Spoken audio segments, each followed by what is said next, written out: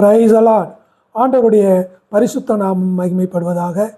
கிறிஸ்துவுக்குள் பிரியமானவர்களே, உங்களுக்கு சமாதானம் வழங்கும் இன்றைய செய்தி 2 ஞானம்.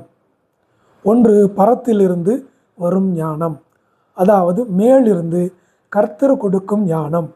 மற்றொன்று பாதாளத்திலிருந்து, அதாவது கீழே இருந்து மேலே வரும் ஞானம்.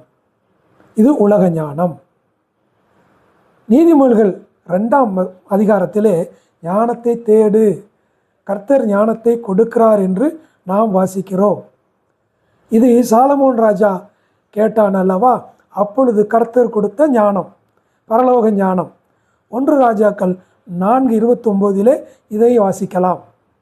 யாக்கோபு 3:17 இந்த பரத்திலிருந்து வருகிற ஞானம் சுத்தம், சமாதானம், சாந்தம், இணக்கம், இரக்கம், நற்கனி, பட்சபாதம் இல்லாமை, மாயமற்ற, நீதி செய்கிற ஞானம். 9 விதமான ஆசீர்வாதங்களை கொடுக்கக்கூடிய ஞானம் இந்த பரத்திலிருந்து கர்த்தர் கொடுக்கிற ஞானம். 2வது உலகத்தின் ஞானம், இது பாதாளத்தின் ஞானம். 1 கொரிந்தியர் 3:19 உலகத்தின் ஞானம் கர்த்தருக்கு முன்பாக பைத்தியக்காரத்தனமாய் இருக்கிறது என்று எழுதப்பட்டிருக்கிறது. உலக ஞானம் நமக்கு வெற்றியை கொடுப்பது போல தோணலாம், நன்மையையும் கொடுக்கலாம். ஆனால் அதையே நாம் முழுமையாக பின்பற்றி நாம் பிரயாணப்படும் பொழுது வாழ்க்கையிலே அதன் முடிவு நன்மையாக இருக்காது. யாக்கோபு 3:15 இந்த ஞானம் பரத்திலிருந்து வந்த ஞானம் அல்ல, லௌகீக சம்பந்தமானது.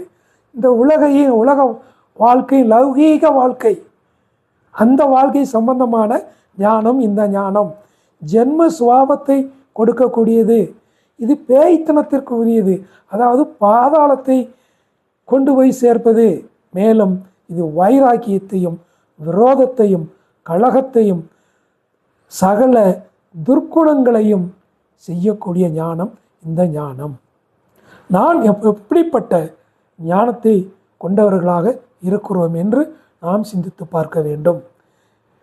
இந்த பாதாளத்தின் ஞானத்திற்கு உதாரணம் ஆதியாகமம் 3ஆம் அதிகாரத்தில் அந்த சாத்தானாகிய சர்ப்பம் ஏவாளிடம் நீங்கள் சாவதில்லை என்ற ஒரு ஞானம், அதுவே கர்த்தர் கொடுக்கிற அந்த ஞானம் என்று பொய் சொன்னானே, அதுதான் இந்த ஞானம்.